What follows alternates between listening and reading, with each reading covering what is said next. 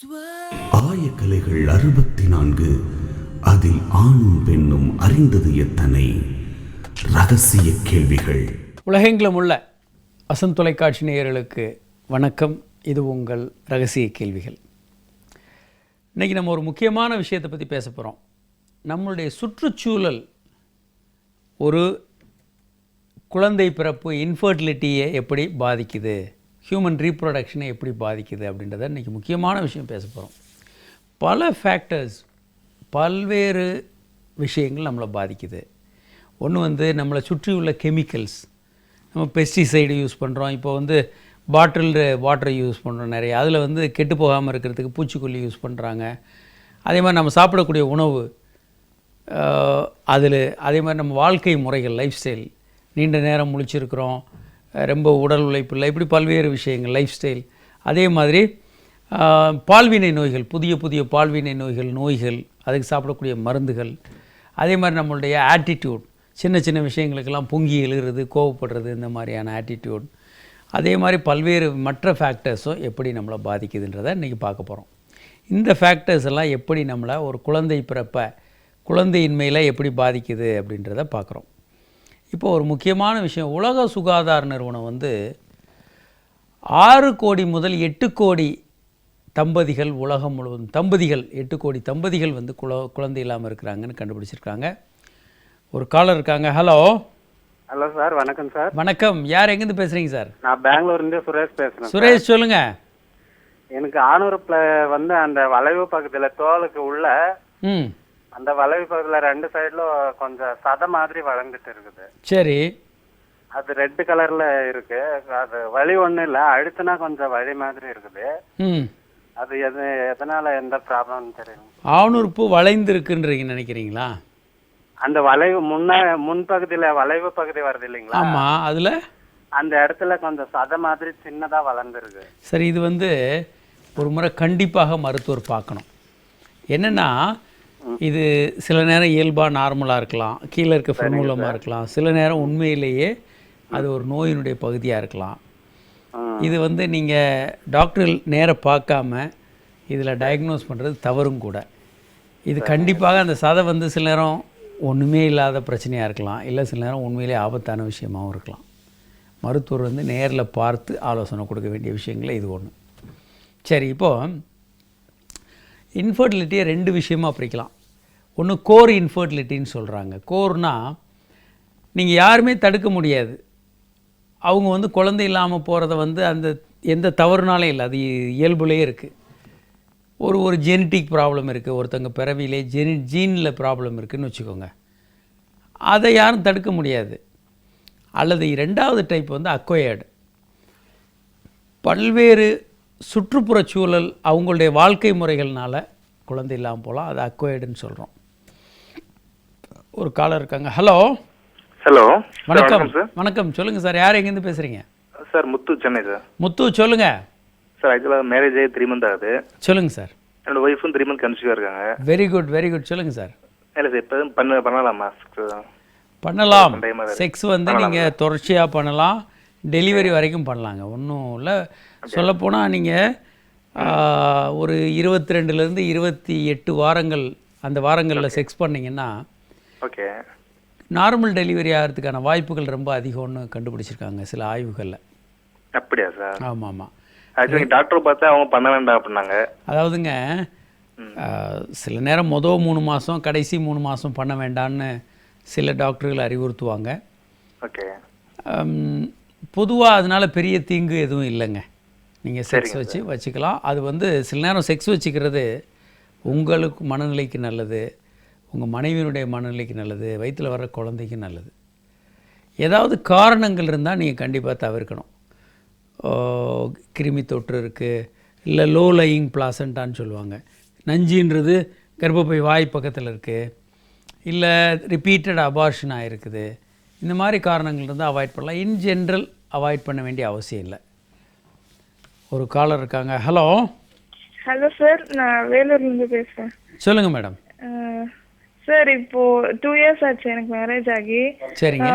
First 1 year கழிச்சு conceive ஆன, அது பிளைட்டட் ஓவம்னு சொல்லி அபார்ட் பண்ணிட்டாங்க. சரிங்க. இப்போ செகண்ட் டைம் இப்போ கன்சீவ் ஆனேன். 3 months இருந்தேன். ம் ம் லாஸ்ட் வீக் ஆகஸ்ட் 15th இது ஆயிடுச்சு, அபார்ட் ஆயிடுச்சு. சரிங்க. ஹார்ட் பீட் எல்லாம் நல்லா பார்த்தேன். அவங்க ரீசன் கேட்டா சொல்லவே மாட்டாங்க. ஹார்ட் பீட் திடீர்னு ஒரு நாள் பெயின் வந்துச்சு, மார்னிங் பெயின் வந்துச்சு, ஹாஸ்பிட்டல் போனேன். அது நார்மல் சொல்லி அனுப்பிச்சிட்டாங்க. அப்புறம் ஈவினிங் அபார்ஷன் ஆயிடுச்சு. சரிங்க. இப்போ என்ன பண்ணுங்கன்னா, அடுத்து உடனே கருத்தரிக்காதீங்க. ஓகே. கொஞ்சம் ஒரு சின்ன கேப் விட்டுட்டு ஒரு நல்ல ஃபர்டிலிட்டி சென்டர் போய் எல்லா செக்கப்பும் பண்ணிக்கோங்க. ஏதாவது காரணங்கள் உங்களுக்கு இருக்கா? ஒன்று வந்து இந்த டார்ச் பேனல் உள்ள இன்ஃபெக்ஷன்ஸ், ஏதாவது கிருமி தொற்று இருக்கா, இல்லை ஹார்மோன்கள் ஏதாவது ப்ராப்ளம் இருக்கா, இல்லை ஆன்டிலிப்பின் ஆன்டிபாடிஸ், கார்டியோலிப்பின் ஆன்டிபாடிஸ் ஏதாவது இருக்கா, இந்த மாதிரி சில பேசிக்கான டெஸ்ட்டுகளை பண்ணிவிட்டு ஓகே. அப்புறம் டாக்டர்கள் ஓகே நீங்கள் கன்சீவ் ஆகலாம், தேவைன்னா சில மெடிசின்ஸும் கொடுப்பாங்க, ஆன்டிபயோட்டிக்ஸ் அதெல்லாம் கொடுப்பாங்க. அதெல்லாம் ஒரு கோர்ஸ் எடுத்துகிட்டு டாக்டர்கள் கன்சீவ் ஆகலான்னும் போது கன்சீவ் ஆகுங்க. அதை தொடர்ந்து அவங்க சில மெடிசின்ஸ் கொடுப்பாங்க, லூட்டியல் ஃபேஸ் சப்போர்ட்டுன்னு, ப்ரொஜெஸ்டிரான் போன்ற இன்ஜெக்ஷன் மாத்திரைகள், அதை நீங்கள் எடுத்துக்கிட்டு. இது ஏன் அந்த மாதிரி ஆச்சு? திடீர்னு பெயின் வந்துச்சு. ஆனா அவங்க ஸ்கேன் பண்ணி பார்த்தப்போ 7 weeks அப்பவே ஸ்டாப் ஆயிட்டு இருக்கு. அது சைஸ் பார்த்தா அந்த மாதிரி தான் இருக்கு அப்படின்னு சொன்னாங்க. ஹார்ட் பீட் அப்பவே நின்றுட்டு இருக்கோம். எப்படியா சார் நிற்கும் அது? இப்படி அதாவதுங்க, ஒரு 20% கருக்கள் வந்து முழுமையாக வளர்றது இல்லைங்க, அபார்ட் ஆகுதுங்க. அதுக்கு பல காரணங்கள் இருக்குது. அதனால தான் நான் என்ன சொல்கிறேன்னா, திரும்ப அதே மாதிரி நீங்கள் ரிப்பீட் ஆகாமல் இருக்கிறதுக்கு ஓகே சார். சில பேசிக் டெஸ்ட்டுகளை பண்ணிவிட்டு நீங்கள் பண்ணலாம். உங்களுக்கு அதான் லூட்டியல் ஃபேஸ் சப்போர்ட், ஹார்மோன் கம்மியாக இருந்திருக்கலாம், ஜீன்லேயே ஒரு குறைபாடு இருந்திருக்கலாம், குரோமோசோம்ஸில் குறைபாடு இருந்திருக்கலாம், அப்படிதான் சார் சொல்லியிருக்காங்க டாக்டர், அந்த மாதிரி சொல்லியிருக்காங்க. அல்லது ஆனா வீட்ல வந்து நீ வெயிட் தூக்குனா, பைக்ல போன, ஸ்வீட் சாப்பிட்ட அப்படின்னு எல்லாம் சொல்றாங்க சார். இதெல்லாம் இல்லைங்க, இதெல்லாம் காரணம் இல்லைங்க. நீங்கள் வந்து அது டாக்டர்கள் எல்லாம் பார்த்தீங்கன்னா நீங்கள் ஷாக் ஆகிடுவீங்க. டாக்டர்கள் வந்து லேபர் வார்டில் கைனகாலஜி டாக்டர்கள் இருப்பாங்க கவர்மெண்ட் ஹாஸ்பிட்டல் எல்லாம். ஆமா சார். அவங்களுக்கு கிடைக்கிற 3 மாத லீவை வச்சுக்கணுன்னு இன்னும் டெலிவரி ஆக 10 நாள் இருக்கிற வரைக்கும் லேபர் வார்டில் அவங்க வந்து மற்ற பேஷண்ட்டுக்கு லேபர் டெலிவரி பண்ணிகிட்டு இருப்பாங்க. டாக்டர்கள் இப்போ லேடி டாக்டர்களே அவங்க வந்து வேலை செஞ்சிட்டு இருப்பாங்க. வேலை செய்யலாம் கூடாது, ட்ராவல் பண்ணலாம் கூடாதுன்றது உண்மை இல்லை. அதெல்லாம் சொன்னா கூட புரிஞ்சுக்கவே மாட்டாங்க சார். சரி, நீங்கள் அவங்க ஒரு மருத்துவர்களை பார்த்து டெஸ்ட்டுகள் பண்ணி அவங்க உங்களை திரும்ப கன்சீவ் ஆகலான்னு சொல்கிற வரைக்கும் வெயிட் பண்ணுங்கள், அதுக்கப்புறம் கன்சீவ் ஆகுங்க.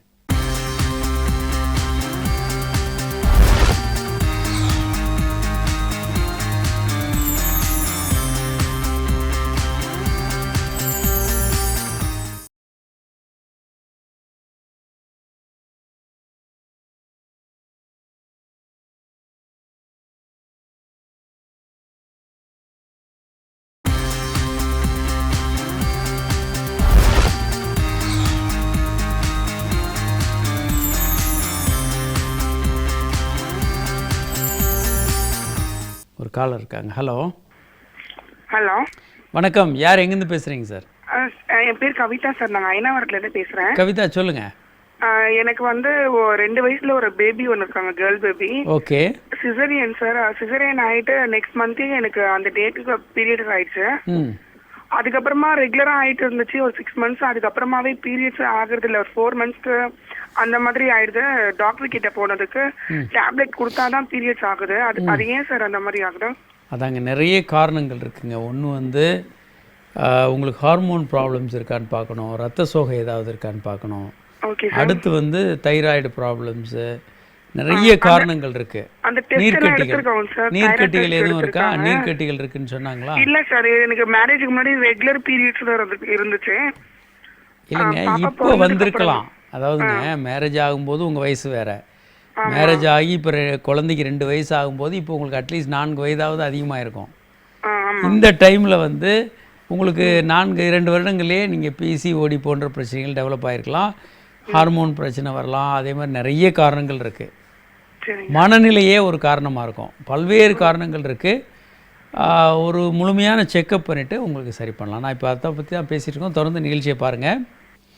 அதாவது லைஃப் ஸ்டைல் ஃபேக்டர்ஸ் என்னென்னலாம் அப்படின்னா, வயது, ஒரு ஆளுடைய வெயிட் அதிகமாகும்போது அவங்க பீரியட்ஸ் இரெகுலர் ஆகலாம், பல பிரச்சனைகள் வரலாம். இந்த படம் பாருங்கள். ஸ்மோக்கிங், டயட்டு, எக்ஸசைஸ் அளவு, மன அழுத்தத்தினால பீரியட்ஸ் தள்ளி போகலாம். அதே மாதிரி கெஃபின், ஆல்கஹால் கன்சம்ஷன், ஆல்கஹால் நிறைய சாப்பிட்றது, கெஃபின் டூ மச்சாக சாப்பிட்றது வர பிரச்சனை.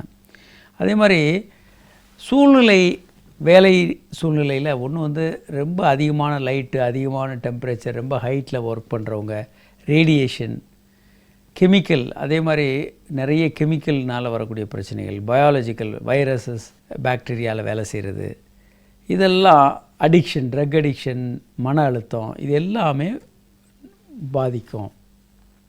ஒரு காலர் இருக்காங்க. ஹலோ. ஹலோ, வணக்கம் டாக்டர். வணக்கம், சொல்லுங்கள் மேடம். உங்கள் ப்ரோக்ராம் ரொம்ப நல்லா இருக்கு. என் பேர் ஷியாமலா. ஷியாமலா, சொல்லுங்கள். கோயம்புத்தூர்லேருந்து பேசுகிறேன். தேங்க்யூ, சொல்லுங்கள் ஷியாமலா. நான் ரொம்ப யூஸ்ஃபுல்லாக இருக்குது உங்கள் ப்ரோக்ராம். நான் வந்து எல்லாத்தையும் பார்க்க சொல்லி ரொம்ப அட்வைஸ் பண்ணுவேன். நன்றி. சொல்லுங்கள் மேடம். எனக்கு மேரேஜ் ஆகி 9 years ஆச்சு. ஓகே. உங்கள் ப்ரோக்ராம் பார்த்து என் ஹஸ்பண்ட்க்கு நான் கிஃப்ட் பண்ணேன். ரொம்ப சந்தோஷப்பட்டார். ஏன்னா வெட்டிங் டே நேற்று. ஓ, வெரி நைஸ், வெரி நைஸ். அதனால நீங்கள் சொல்லுவீங்களே 100 டிப்ஸ் சொல்லிட்டு இருந்தீங்க இல்லையா? ஆமாம், அதை ஃபாலோ பண்ணி கிஃப்ட் ப்ரெசென்ட் பண்ண ரொம்ப சந்தோஷப்பட்டாரு. Thank you, thank you. ஃபாலோ பண்ணுங்க, யூஸ்ஃபுல்லாக இருக்கும். அதை தொடர்ந்து பாருங்கள், நிகழ்ச்சியில் தொடர்ந்து பாருங்கள். அப்புறம் ஒரே ஒரு கேள்வி. சொல்லுங்கள் மேடம். இப்போ எனக்கு வந்து 3 month பேபி இருக்காங்க. ஓகே. 2 babies. மதர் பேபிக்கு 3 years ஆச்சு. இப்போ செகண்ட் பையன் பிறந்திருக்காங்க. சரிங்க. 3 months ஆச்சு. நான் ஃபீட் பண்ணிட்டு இருக்கேன். இன்னும் டேட் எதுவும் ஆகல. சரிங்க. ஐ மீன் பீரியட்ஸ் வரல. அது எப்போ 1 year கழிச்சு ஃபீட் பண்ணிட்டு தான் இருக்கேன்.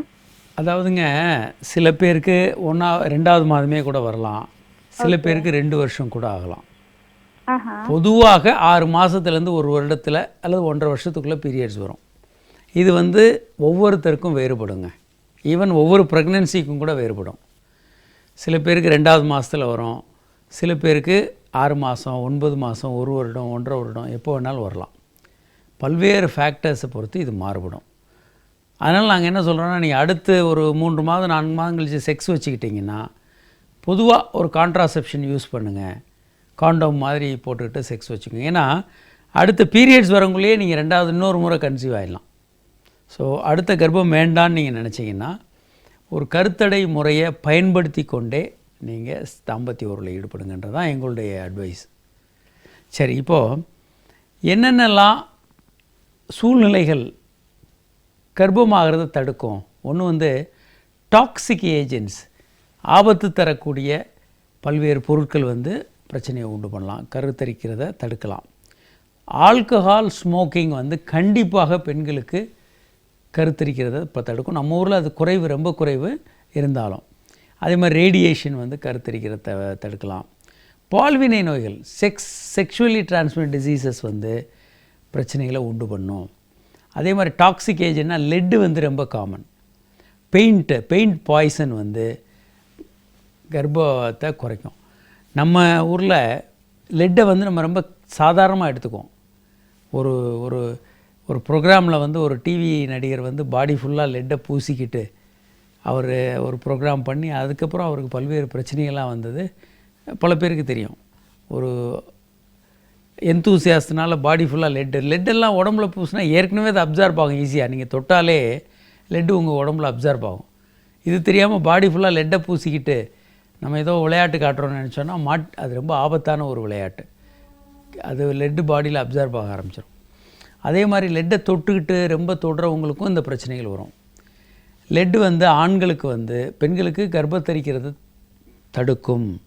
அதே மாதிரி குழந்தை வந்து உயிரில்லாமல் பிறக்கிறதுக்கு பல்வேறு பிரச்சனைகள், அபார்ஷன் ஆகிறதுக்கு காரணமாக இருக்கும். பெண்களுக்கு இதெல்லாம், ஆண்களுக்கு செக்ஸில் ஆர்வத்தை குறைக்கும். அதே மாதிரி விந்தணுக்களுடைய ஊர்ந்து போகிற தன்மை, அதனுடைய அணுக்களுடைய எண்ணிக்கையை குறைக்கும். அதே மாதிரி பூச்சிக்கொல்லிகள் எல்லாம் விந்தணுக்களை குறைக்கும். இந்த படம் பார்த்திங்கன்னா உங்களுக்கு நிறைய விஷயங்கள் தெரிய வரும். ஸோ இது ரொம்ப முக்கியம். நம்ம லெட்டு வந்து ரொம்ப முக்கியம். அதே மாதிரி நம்ம யூஸ் பண்ணக்கூடிய பூச்சிக்கொல்லிகள் ரொம்ப முக்கியம். ஒரு காலர் இருக்காங்க. ஹலோ. ஹலோ, வணக்கம். யார், எங்கேருந்து பேசுகிறீங்க சார்? சார் மேடத்துலேருந்து ராஜேஷ் பேசுகிறேன் சார். ராஜேஷ், சொல்லுங்கள். எனக்கு மேரேஜ் ஆயிடுச்சு. சொல்லுங்கள் சார். 2 குழந்தைங்க, 2 கிட்ஸ் இருக்காங்க. வெரி குட், சொல்லுங்கள் சார். சரி, எனக்கு வந்து யூரின் பிளாடரில் வந்துட்டு அந்த ஸ்கின் பின்னாடி புல் பண்ண முடியல சார். ஆண் உறுப்பில் தான் நீங்கள் பண்ணுவீங்க இல்லையா? யூரின் பிளாடர் வயிற்றுக்குள்ளே இருக்கும், நீங்கள் எப்படி பார்ப்பீங்க? ஆண் உறுப்புலையா பீனிஸில் அந்த தோல் பின்னால் போக மாட்டேங்குது, மூடி இருக்கு. போக மாட்டேன், மூடி இருக்கு. நீங்கள் சிறுநீர் போகும்போது அந்த முனையில் கொஞ்சம் பலூன் மாதிரி வீங்குதா? ஆமாம் சார். அப்படின்னா கண்டிப்பாக நீங்கள் உடனடியாக அந்த முன் தோலை கட் பண்ணிவிடுங்க. அப்படிங்க. என்ன ஆகும்னா, நீங்கள் ஒவ்வொரு முறையும் யூரின் போகும்போது முன் தோல் வீங்குச்சுன்னா உங்களை அறியாமலே கொஞ்சம் முக்கி ப்ரெஷர் கொடுத்து போவீங்க. ஆமாம் சார். அப்படி ப்ரெஷர் கொடுப்ப உங்களுக்கு தெரியாது பல நேரத்தில், ஆட்டோமேட்டிக்காக பண்ணுறது. ப்ரெஷர் நீங்கள் கொடுத்தீங்கன்னா அந்த ப்ரெஷர் வந்து பிளாடருக்கு போய் பிளாடர் கொஞ்சம் கொஞ்சமாக ப்ரெஷர் அதிகமாகி ரீஃப்ளக்ஸ் ஆஃப் யூரின்னு சொல்லுவோம். யூரினரி பிளாடர்லேருந்து கிட்னிலேருந்து தான் யூரின் பிளாடருக்கு யூரின் வரும். அந்த யூரிட்டர்ஸில் பாதிக்கும், reflux of urine in the ureter. அது வந்து சில நேரம் கிருமிகள் வந்து தொற்று போய் பைலோனெஃப்ரைட்டிஸ்னு கிட்னிகள் வந்து பாதிக்கும். கிட்னியை ரொம்ப டேமேஜ் பண்ணி கிட்னி ஃபெயிலியர் கூட வரலாம். அதனால் இதை அவாய்ட் பண்ணணும். நீங்கள் சிம்பிளாக அந்த தோலை கட் பண்ணி போடுறதுக்கு பதிலாக ஏகப்பட்ட பிரச்சனை வந்துடும். குழந்தைகளுக்கும் இதை நம்ம அப்சர்வ் பண்ணணும். பெற்றோர்கள் ரொம்ப கவனமாக இருக்கணும். உங்கள் குழந்தை யூரின் போகும்போது ஆணுறுப்பினுடைய முனைப்பகுதியில் ஒரு பலூன் மாதிரி வீங்கி பை மாதிரி வந்து அதுக்கப்புறம் சிறுநீர் கீழே விழுகுது அப்படின்னா கண்டிப்பாக அந்த முன் தோலை நீக்கணும். இது ஒரு கேரி ஹோம் மெசேஜ் இன்றைக்கி நம்ம சொல்லக்கூடிய செய்தியாக எடுத்துக்கோங்க. இது குழந்தைகளாக இருந்தாலும் சரி, அடல்ட்டாக இருந்தாலும் இதை எடுத்துக்கணும். அந்த மாதிரி பலூன் மாதிரி வீங்குச்சுன்னா அந்த தோலை கட் பண்ணி கண்டிப்பாக எடுக்கணும்.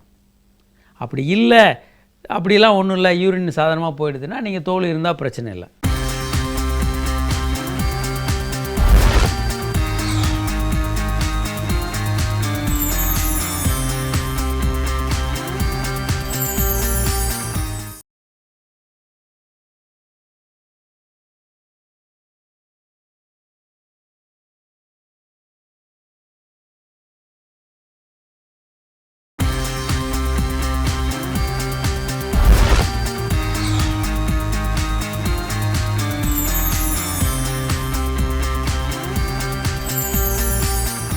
ஒரு காலர் இருக்காங்க. Hello sir. வணக்கம் சார், பெரம்பலூர்லேருந்து பேசுகிறேன் சார். சொல்லுங்கள் சார். வணக்கம் சார். அந்த பெண் உறுப்பு வந்து மேலே அரிப்பு மாதிரி இருக்குங்க, நான் அரிக்குது அப்படின்றாங்க சரிங்க.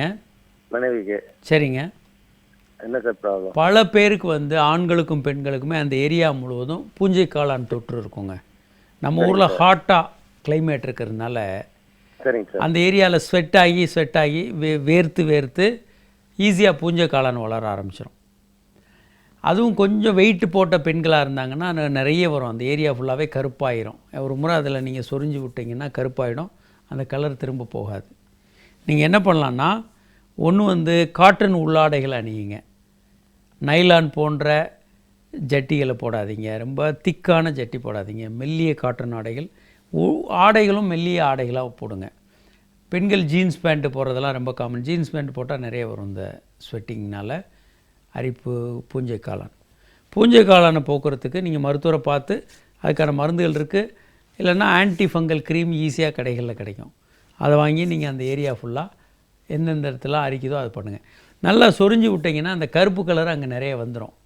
அந்த ஏரியா ஃபுல்லாக கருப்பாயிரும். அதுக்கப்புறம் அந்த கலர் மாறாது. நீங்கள் என்ன பண்ணாலும் கலர் பழைய கலராக வராது, கருப்பு கலராக மாறிடும்.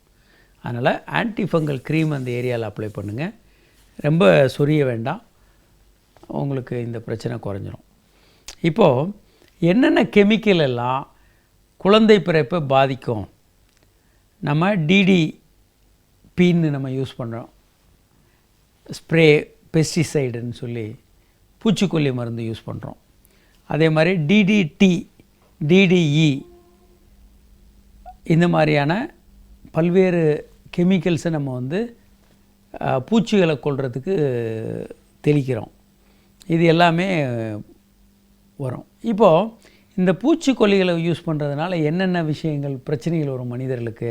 விந்தணுக்களோட எண்ணிக்கை குறையும், கருத்தரிக்கிற வாய்ப்பு குறையும், கருத்தரிச்சா அபார்ஷன் ஆகிற வாய்ப்பு அதிகம், சீக்கிரம் குழந்தை பிறந்தணும், ப்ரீமெச்சூர் பர்த்து. 10 மாதத்தில் இருக்க வேண்டியது 8 மாதம் 9 மாதத்தில் குறைப்பிரசவத்தில் பிறக்கலாம் குழந்தை. அதே மாதிரி குழந்தையினுடைய வளர்ச்சி வந்து நார்மலாக இல்லாமல் சின்னதாக இருக்கும், குழந்தை சின்னதாக இருக்கும் வயிற்றுக்குள்ளே. இந்த மாதிரியான பல்வேறு பிரச்சனைகள் வரலாம் பூச்சிக்கொல்லி மருந்துகளால். இப்போது சிகரெட்டு மாதிரி யூஸ் பண்ணும்போது என்னென்னலாம் பிரச்சனை வரும்? படத்தில் பாருங்கள். பெண்களுக்கு சிகரெட்னால என்னென்னலாம் வரும்? ஒன்று வந்து கருத்தரிக்கிற வாய்ப்பு குறையும், அபார்ஷன் ஆகிற வாய்ப்பு அதிகம், கருக்குழாயில் மற்ற இடங்களில் புறக்கர்ப்பம்னு சொல்லுவோம். கர்ப்பப்பையில் ஆனால் நார்மல், கர்ப்பப்பையில் இல்லாமல் கருக்குழாயிலையோ வேறு இடத்துலையோ கர்ப்பமானால் பிரச்சனை. அதே மாதிரி கர்ப்பப்பையில் அது ஒட்டி வளர வேண்டிய நஞ்சு வந்து கீழே இருக்கலாம், கர்ப்பப்பையினுடைய வாய்ப்பகுதியில் இருக்கலாம். அதே மாதிரி பல்வேறு குறைபாடுகள் கருவில் வரலாம். ஆண்களுக்கு என்னென்னலாம் பிரச்சனை வரும்? ஒன்றும் விந்து உற்பத்தியில் குறைபாடு இருக்கும், விந்து ஊர்ந்து போகிற தன்மையில் குறைபாடு இருக்கும், விந்தணுக்கள் உரிச்சிதை உள்ள அணுக்கள் அதிகமாக இருக்கும், அதே மாதிரி கருத்தரிக்கிற வாய்ப்பு குறையும். இதெல்லாம் இருக்குது. அப்போது ஸ்மோக்கிங்னால் என்னென்னலாம் பிரச்சனை வருது? ஆண்களுக்கு வந்து அந்த விந்தில் இருக்கக்கூடிய டிஎன்ஏவை டேமேஜ் பண்ணும். டிஎன்ஏ வந்து அதனுடைய ஜீன் வந்து டேமேஜ் ஆகும். அடுத்து வந்து ஸ்பெர்ம் உற்பத்தி, அதனுடைய ஊர்ந்து போகிற தன்மை, உரிச்சிதைவான அணுக்கள் இதெல்லாம் அதிகமாகும். பெண்களுக்கு வந்து அவங்களுக்கு வந்து சீக்கிரம் மெனோபாஸ் வந்துடலாம். நிறைய ஸ்மோக் பண்ணுற பெண்களுக்கு வந்து தீட்டு நிற்கிறது 45 வயதுக்கு முன்னாலேயே 40-35 வயதில் கூட மெனோபாஸ் வந்துடலாம். அதே மாதிரி கருத்தரிக்கிற வாய்ப்பு குறையும். ஏன்னா அவனுடைய கருமுட்டையினுடைய வெளிச்சுவர் வந்து ரொம்ப திக்காயிரும், விந்து உள்ளே நுழைந்து கருவாக்க முடியாது. ஒரு காலர் இருக்காங்க. ஹலோ சார், வணக்கம் சார். நல்லா இருக்கீங்களா சார்? நல்லா இருக்கேங்க. யார் எங்கேருந்து பேசுகிறீங்க சார்? சார் சிறுசேரி சிப்கார்ட்லேயும் பேசுகிறேன் சார். சொல்லுங்கள் சார். சார் எனக்கு வந்து இப்போ 22 வந்து மேரேஜ் சார். ஓகே சார், நான் அதுக்கு முன்னாடி பார்த்தீங்கன்னா நானும் என்னோட லவர் வந்து நாங்கள் தப்பாக உறவு பண்ணியிருக்கோம் சார். ஆனால் என்ன ஆச்சுன்னா வந்து அவங்களுக்கு வந்து அவங்களோட பெண் உறுப்புகள் வந்து என்னோட இது போக மாட்டேங்குது சார். வலிக்குன்னு சொல்லிட்டு ரொம்ப வலிக்குன்னு கத்துற இதாகுது சார் அவங்களுக்கு. ஆமாம், இப்படி தான் இருக்கும். அவங்க வெர்ஜின் உமனில் அப்படி தான் இருக்கும், பெயின்ஃபுல்லாக இருக்கும். நான் உள்ளாரே போக மாட்டேங்குது சார். நானும் எவ்வளோ ட்ரை பண்ணிட்டேன் சார், ஆனால் உள்ளாரே போகல சார். ஆனால் அவங்க பயப்படுறாங்க சார், ஏதோ ப்ராப்ளம் ஆகிட்டோம்னு சொல்லிட்டு. அப்போ ஒன்றும் ஒரு ப்ராப்ளம் இல்லை. இப்போ ஒன்றும் ட்ரை பண்ணாதீங்க. கல்யாணத்துக்கு அப்புறம் டெய்லி ஹனிமூனில் ஒரே நாளைக்கு பல முறை ட்ரை பண்ணுங்கள். சரி சார். யூஸ்வலாக சரியாயிடும். அப்படி 1 மாதம் 2 மாதத்தில் ஆகலைன்னா அன்கன்சூமேட்டட் மேரேஜஸ்னு பேர். Okay sir. நீங்கள் வந்து ஒரு செக்ஸாலஜி மருத்துவரை பார்த்தீங்கன்னா இதை ஈஸியாக சரி பண்ணி கொடுத்துருவாங்க. ஒன்றும் பயப்படுறதுக்கெலாம் ஒன்றும் இல்லை. பேனிக் ஆக வேண்டாம், பயப்படாதீங்க. இப்போது மது அருந்துறதுனால குழந்தை பிறப்பில் என்னென்ன பாதிப்பு ஏற்படும்? பெண்களுக்கு என்னென்ன பாதிப்புனா கருத்தரிக்கிற வாய்ப்பு குறையும், கரு வந்து குறைப்பிரசவமாக பிறக்கிறதுக்கு வாய்ப்பு அதிகம். அதே மாதிரி பல்வேறு கருவில் வந்து பல்வேறு குறைபாடுகளை உண்டாக்கலாம். ஆண்களுக்கு என்னென்னலாம் ஆயிரும்? ஆண்களுக்கு டெஸ்டோஸ்டிரான் அளவு குறையும், ரத்தத்தில் டெஸ்டோஸ்டிரான் அளவு குறையும். தண்ணி நீங்கள் நிறைய போட்டிங்கன்னா அப்போதைக்கு செக்ஸ் ஆர்வம் எல்லாம் ஆண்மகன்ற உணர்வுலாம் அதிகமாக இருந்தாலும் நாளடைவில் உங்களுக்கு டெஸ்டோஸ்டிரான் ஆண் ஹார்மோன் குறைஞ்சிரும், விந்தணுக்கள் குறையும், ஆண்மை குறைவு உண்டாகும். ஸோ ஆல்கஹால் சாப்பிடக்கூடிய நம்ம நண்பர்களுக்கு என்ன சொல்கிறோம்? ஒன்று விந்தணுக்கள் எண்ணிக்கை குறையும், ஆண் ஹார்மோன் குறையும், ஆண்மை குறைவு வரும். ஒரு காலர் இருக்காங்க. Hello sir. வணக்கம் சார். வணக்கம். யார் எங்கேருந்து பேசுகிறீங்க சார்? சார் என் பேர் வேந்தன், திருச்சியிலேருந்து பேசுகிறேன் சார். சொல்லுங்கள் வேந்தன். சார் ஒன்றும் இல்லை, எனக்கு அஃபிஷியல் விஷயமா வந்து பார்த்தீங்கன்னா என் ஒய்ஃப் விட்டுட்டு ஒரு 15 டேஸ் 10 டேஸ் வந்து நான் வெளியில் தான் இருக்கேன். ஒன்ஸ் 15 டேஸ் அப்படி தான் என் ஒய்ஃப் கிட்ட வீட்டுக்கு போகிற மாதிரி இருக்குது. சென்னையில் இருக்காங்க அவங்க. சரிங்க. ஸோ ஆஃபீஸில் பார்த்தீங்கன்னா ஒன்றும் அலைச்சல் வேலை இருக்காது, உட்காந்துருக்கிறது தான் மோஸ்ட்லி அது மாதிரி இதாக இருக்கும். ஸோ எனக்கு பார்த்தீங்கன்னா இப்போ மோஸ்ட்லி ஒரு சில டைம் ஒய்ஃப் விட்டுட்டு இருக்கிறதுனால ட்ரிங்க்ஸு மற்ற எந்த பழக்கமும் கிடையாது. ஸோ சுய இன்பம் அது மாதிரி மாஸ்டர்பேஷன் அது மாதிரி ஏதாவது பண்ணும்போது ஒரு சில டைம் வந்து கண்டினியூஸாக 3-4 டேஸ் அது மாதிரி கண்டினியூஸாக டெய்லியும் பண்ணுற மாதிரி இருக்குது. அதனால ஏதாவது ப்ராப்ளம்ஸ் இருக்குங்களா, இல்லை அது மாதிரி அது ஓகே தானே சார்? அதுதான் சரியான முறை. நீங்கள் மனைவி பிரிஞ்சிருக்கும் போது வெளியே யாருடையும் செக்ஸ் பண்ணாமல் மாஸ்டர்பேட் பண்ணுறது தான் ரொம்ப சேஃப். Okay sir. இல்லை டெய்லியும் பண்ணுறதுனால ஒன்றும் ப்ராப்ளம் இல்லை. டெய்லியும் 2 முறை 3 முறையும் பண்ணலாம், எந்த கெடுதலும் இல்லை. சரிங்க sir. Okay, thank you very much sir. Thank you sir. அது நல்ல விஷயம் தான், ஒன்றும் கவலைப்படாதீங்க. இன்னும் நிறைய விஷயங்கள் நம்ம பேசுகிறோம். இதில் ஒரு முக்கியமான விஷயம் என்னென்னா, பல நாடுகளுக்கும் வெளிநாடுகள்லாம் போகும்போது இந்த ப்ராஸ்டியூஷன் வந்து ரொம்ப ரேண்டமாக இருக்குது. வெளி மாநிலங்கள் வெளிநாடுகள்லாம் போகும்போது உலகம் முழுவதுமே இப்படி ஆயிடுச்சு. எந்தெந்த நாடுகள்லாம் நீங்கள் விசிட் பண்ணுறீங்களோ அந்த நாடுகள்லாம் ப்ராஸ்டியூஷன் வந்து ரொம்ப அதிகம். ஏன்னா பல நாடுகள்லேருந்து மனிதர்கள் வரும்போது அவங்க செக்ஸையும் விரும்புகிறாங்கன்றது. அதுவும் பேங்காக் போன்ற நாடுகளில் ரோடுகள்லேயே செக்ஸ் வந்து ஈஸியாக அவைலபிளாக இருக்கிறத பார்க்க முடியும். பல்வேறு நாடுகள் உலகத்தில் மனிதர்கள் சுற்றுலா போகிற இடங்கள் எல்லாம் அந்த உபச்சாரம் என்பது மிகப்பெரிய அளவுக்கு பரவி இருக்கிறது பார்க்க முடியும்.